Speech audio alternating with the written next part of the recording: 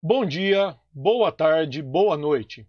Aqui quem fala é o professor Rodrigo, pai da Yara e da Elis, e agora a gente vai continuar com as nossas videoaulas de eletrônica analógica. Hoje a gente vai começar a falar sobre alguns tipos especiais de diodo. O primeiro diodo que a gente vai ver é o diodo Zener. Segue para a aula então. Bom pessoal, então nessa videoaula a gente vai falar sobre diodo Zener, tá? E como que funciona esse circuito. Vamos seguir então para a aula. O diodo Zener, diferente do diodo retificador, ele opera também na região de ruptura. O diodo retificador a gente procura não trabalhar na região de ruptura, né? O diodo Zener ele já é um diodo projetado para trabalhar na região de ruptura, tá? Diferente dos diodos retificadores, que eles são danificados quando eles chegam na região de ruptura, certo?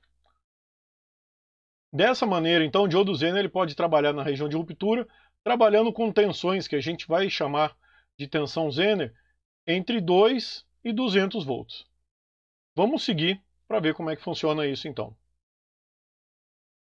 Aqui está o símbolo do diodo Zener, tá? Ele é um desenho de um diodo e ao invés de ter simplesmente uma barra, ele tem essa dobra aqui, ó, lembrando a letra Z, tá? Então ele tem esse desenho aqui, o diodo Zener. Esse é o símbolo dele. O que acontece? Assim como o diodo normal, se ele estiver polarizado diretamente, ou seja, corrente neste sentido, ele vai ter sobre ele uma queda de tensão de 0,7 volts. Então está aqui, ó, região direta, 0,7 volts. O que muda é, no caso, na região reversa. Se a gente estiver trabalhando na região reversa, vai ter uma faixa aqui que ele não conduz ou conduz uma corrente muito pequena, chamada corrente de fuga, assim como no diodo normal, e a gente vai ter a tensão de ruptura. A diferença do diodo Zener para o diodo normal, conforme eu já falei, é que a gente vai trabalhar também na região de ruptura. Então o diodo Zener ele pode funcionar tanto na região direta, quanto na região reversa, sendo que na região reversa ele pode trabalhar também na região de ruptura. E exatamente nesse valor aqui na região de ruptura, é o que a gente vai chamar de VZ, ou seja, a tensão de Zener. Essa tensão de Zener é a tensão que ele vai ficar trabalhando, que a gente vai tentar polarizar ele reversamente para que ele estabilize nessa tensão, nesse valor aqui, que é a tensão de Zener. Vamos ver como é que fica então. Para poder trabalhar com o diodo Zener, assim como com o diodo retificador, que a gente vinha vindo até agora, a gente utiliza algumas aproximações, tá? Exatamente para não ter que considerar todos os parâmetros dessa curva, que são muitos parâmetros. Então a gente utiliza algumas aproximações que são as seguintes.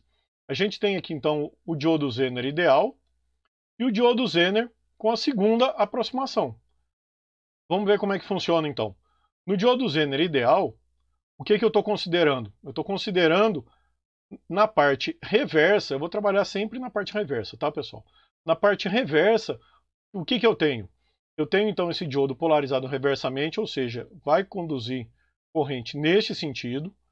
Essa corrente eu chamo de corrente de Zener, tá? E essa corrente só existe quando? Acima da tensão V Zener. Antes de chegar aqui na tensão de Zener, eu considero que ele não está conduzindo. Quando eu tenho tensões próximo ou acima da tensão de Zener, esse diodo então conduz e a tensão sobre ele é o quê? É V Zener, ou seja, ele é equivalente a uma fonte de tensão com valor de V Zener. Na segunda aproximação, o que acontece? Eu vou considerar também na região reversa, tá? Que ele tem essa tensão V Zener, mas associado a ela eu tenho uma resistência que é o R de Zener. O que é esse R de Zener? Esse R de Zener representa essa inclinação aqui, ó. Tá? Como ele tem uma certa inclinação, eu tenho que ter uma resistência associada, que é essa resistência aqui, o R de Zener. Então vamos lá, o diodo ideal, diodo Zener ideal, quando o diodo Zener é polarizado reversamente na região de ruptura, a tensão sobre ele vale VZ. E o diodo Zener na segunda aproximação, quando o diodo está na região de ruptura, a tensão VZ pode variar ligeiramente por conta dessa resistência aqui, ó, tá? Ou seja, se tem uma corrente um pouquinho maior, a tensão sobre o diodo vai ser um pouquinho maior por causa da corrente que está passando aqui. Vamos ver como é que fica então. Olha só, se a gente tiver aqui uma representação ideal, né, do diodo Zener, como é que ele vai ficar?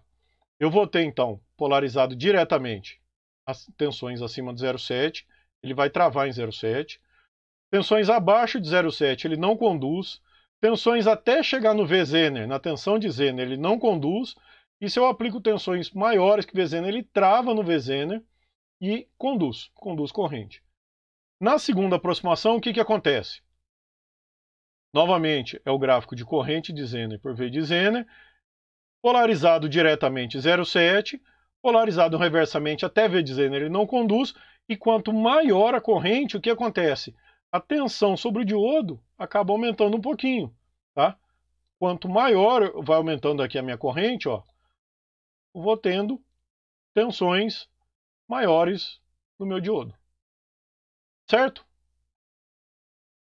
Bom, além disso, a gente precisa também especificar alguns parâmetros do Zener. Além da tensão de Zener, a corrente que passa no Zener e a resistência Zener que eu acabei de falar, tem também a potência do Zener. O que é a potência do Zener? É a máxima potência que esse componente pode dissipar, certo? E como que eu calculo a potência dissipada? A potência dissipada é a tensão de Zener vezes a corrente que passa no Zener. Então a potência dissipada é tensão de Zener vezes corrente que passa no Zener, e a tensão máxima que ele pode dissipar, ela tem que ser o quê? Maior do que uma potência que ele dissipe no circuito. Essa PZ, tá?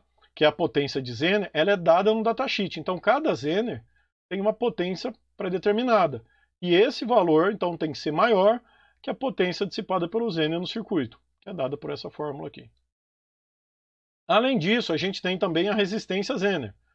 Como que é feito o cálculo da resistência Zener? A resistência Zener também é dada no datasheet, na verdade, né? Depois a gente vai ver como se calcula isso na próxima aula, mas ela é dada no datasheet, tá? Então é um dado do componente e ela está relacionada com a variação da tensão sobre a variação da corrente. Ou seja, essa resistência Zener, o que representa? Se eu tiver variação na corrente, consequentemente, o que eu vou ter? Variação na tensão. Ou seja, o meu VZ não vai ficar cravadinho lá na tensão de Zener, ele vai mudar um pouco. Certo? Vamos ver como é que isso funciona então. Então eu tenho aqui o meu gráfico, né? Aqui a polarização direta e aqui a polarização reversa. Tá? O que acontece? Se eu tiver uma variação na corrente que passa no Zener, ou seja, entre, por exemplo, este ponto e este ponto, estou variando a corrente que passa no Zener, consequentemente eu vou ter o quê? Uma variação na tensão sobre o Zener. Tá? Então a tensão de Zener, dada no datasheet, por exemplo, 4,7 volts, ela vai variar um pouquinho. Ela pode variar de 4,7 para, por exemplo, 4,8 volts. Se a corrente for muito baixinha, ela varia para 4,6. Se ela for muito baixa, aí ele chega nem a conduzir, nem a travar na tensão de Zener, né? Então ele tem uma faixa de trabalho de corrente, tá? Para apresentar a tensão de Zener sobre ele. E dependendo, então, da resistência Zener, a hora que eu vario a minha corrente, consequentemente eu vou variar a tensão sobre ele também. Pessoal, aqui eu tenho alguns datasheets, eu vou apresentar para vocês alguns datasheets de alguns Zener. Esse aqui é da família BZX79C, o exemplo é o 3V3, mas tem vários conforme a gente vai ver, mas a família é BZX79C. Essa família BZX79C, de cara a gente já vê que ela é de 500 mW, ou seja, acabei de falar ali de potência, né? Falei aqui de potência, vamos voltar. Aqui, ó. Falei de potência. A potência Zener desse cara, então, é meio watt. Meio watt. Certo? Se é meio watt, eu tenho que fazer a conta sempre e ver se ele vai dissipar menos que meio watt. Eu posso usar esse diodo. Ele tem aqui também a indicação de onde fica o catodo, certo? E sempre na tabela, tá, no datasheet, ele vai ter uma tabela com os valores do Zener. Aqui, por exemplo, então, ó, BZX79C 3V3, 3V6, 3V9, 4V3, 4V7 e assim por diante. Cada um deles é um componente diferente. E todos eles vão ter, então, uma determinada tensão que ele vai travar. Então, esse aqui trava em 3,3 volts, 3,6, 4,7, 8,2, 10 e assim sucessivamente. No datasheet, ele dá a tensão mínima e tensão máxima que esse cara pode trabalhar. Tá? Então, a faixa de tensão que ele pode apresentar diante dessa resistência Zener aqui que é dada. Tá? Ele dá também a corrente nominal de 5 mA, ou seja, se passar 5 mA nele, é para ele estar nesse valor. Se tiver variação na corrente, ele vai acabar variando a tensão. Varia como? De acordo com a resistência Zener, e a gente vai aprender depois como fazer os cálculos. Aqui tem uma outra família de Zener, é o 1N4728 até o 1N4764, então da família 1N47. Tá? Aqui tem só as características dimensionais dele, mas aqui já apresenta a potência, olha só. Esse 1N47, a família 1N47, ele é de 1 watt. Então eu posso utilizar ele em circuitos onde o Zener vai dissipar uma potência menor que 1 watt. E aqui eu tenho a tabela. Então 1N4728, 29, 30, 31 e assim sucessivamente. O valor nominal, observem que 28 não é 2,8 volts. 33 não é 3,3 volts. Tá? A gente tem que seguir o datasheet e verificar aqui direitinho. Então ele tem aqui as tensões de Zener para cada um desses componentes e a corrente ideal para se trabalhar com ele. Se eu estiver trabalhando com 69 mA nesse Zener aqui, ele vai travar em 3,6 volts. Se essa corrente variar muito, isso aqui acaba variando um pouco também. Tá? Aqui tem a resistência Zener de cada um deles. E aqui tem uma outra representação da resistência Zener, só quando ela está trabalhando com uma corrente muito menor. Conforme pode ver, a gente vai até 100 volts nessa família aqui. Tá? Então, o que eu tinha comentado, que normalmente se trabalha de 2 a 200 volts, essa família vai até 100 volts. O diodo Zener também é chamado de regulador de tensão, tá? Porque ele mantém a tensão constante entre os seus terminais. Acabei de falar que ela pode variar, mas ela varia um pouquinho, porque naquele gráfico, aquela inclinação da resistência, ela é bem inclinada. Então uma variação grande de corrente apresenta uma variação pequena na tensão. Se a gente utilizar a primeira aproximação, ele é ideal, não tem essa variação. Se utilizar a segunda aproximação, teria que fazer os cálculos, que a gente vai ver depois como funciona, mas a função dele é de regular, de travar a tensão sobre ele. Então, se eu tiver uma corrente IZ passando nele, tá? Em série com uma resistência RS, e essa corrente IZ, ela está de acordo com o datasheet, está em algum valor próximo aqui do datasheet, certo? Eu vou ter, então, uma tensão VZ de acordo com o valor nominal. Então, eu tenho uma tensão VZ passando uma corrente IZ. Como esse circuito é um circuito em série com essa resistência, IZ também é a corrente em série desse cara. Então, se eu quiser calcular o IZ, como é que eu faço? Lei de Ohm em cima da resistência em série. Como é que eu faço isso? IZ, aqui, eu quero calcular IZ, vai ser igual a tensão sobre esse cara, dividido por ele. Né? Lei de Ohm, V de RS dividido por RS. E quem é V de RS, pessoal? Se eu estou passando uma corrente IZ, de maneira que aqui eu vou travar em VZ, eu consigo então calcular o V de RS. Quem é V de RS? V de RS vai ser a tensão da fonte, lei de Kirchhoff, menos a tensão Zener. A hora que eu tiro o VZ do VF, me sobra o V de RS. Então está aqui, ó, V de RS foi substituído por VF menos VZ. E essa aqui então é a fórmula para a gente calcular a corrente de Zener. A corrente de Zener é a tensão da fonte menos a tensão de Zener sobre a resistência em série RS. Limitador Zener. Esse é um circuito muito interessante, porque a gente viu limitadores na 2 aulas atrás. Vou deixar aqui o comentário, inclusive, o link, né, para se quiser ver novamente limitador. A gente viu limitadores há 2 aulas atrás.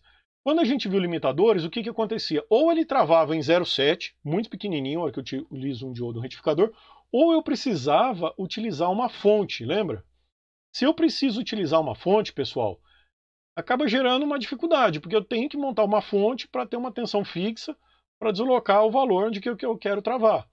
Agora, com o Zener, isso resolve.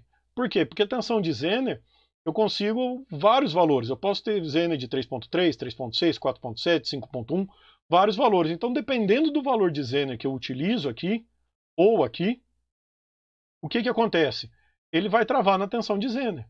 Travando na tensão de Zener, eu compro o Zener específico para a minha aplicação. Então, se eu quero, por exemplo, travar numa determinada tensão, eu vou lá e compro o Zener específico para aquela aplicação. Como é que fica isso? Olhem só. Corrente passando neste sentido, este diodo está direto. Esse diodo está reverso. Se esse está direto sobre ele, tem 0,7. Se esse está reverso sobre ele, tem a tensão de Zener. Então, para o semiciclo positivo, o que eu vou ter? Esse sinal aqui vai travar em 0,7 mais a tensão de Zener. Então, no semiciclo positivo, ele vai vir aqui e vai travar em 0,7 mais a tensão de Zener. Valores abaixo de 0,7 mais a tensão de Zener, ele vai travar? Não, ele não trava. Se ele não trava, é como se eu tivesse um circuito aberto. E se eu tenho aqui um circuito aberto, tá? Eu tenho um divisor de tensão. Obedecendo aquela regra do divisor de tensão, se esse cara aqui for desprezível, praticamente toda a tensão na entrada vai estar sobre a carga, certo? Então, o que eu faço? Se eu obedeço isso aqui, ele vai subir, vai travar num dado valor, e valores abaixo ele vai acompanhar a entrada. Então, valores abaixo desse limite aqui, que é 0,7 mais o VZ2, ele vai travar aqui. Bom, e no semiciclo negativo o que acontece? No semiciclo negativo eu vou ter a corrente circulando neste sentido. Neste sentido, este diodo aqui vai estar direto e este vai estar reverso. Se ele está direto, eu tenho sobre ele 0,7, e se ele está reverso, eu vou ter sobre ele o quê? A tensão de Zener, até que atinja o valor da tensão de Zener, né? Ele vai ter a tensão de Zener. Antes de atingir a tensão de Zener, ele fica aberto, tá? Então, o que vai acontecer no semiciclo negativo? Antes de atingir tensão de Zener e 0,7, a saída é exatamente igual à entrada, porque eu estou considerando que esse cara é desprezível, então isso aqui está aberto.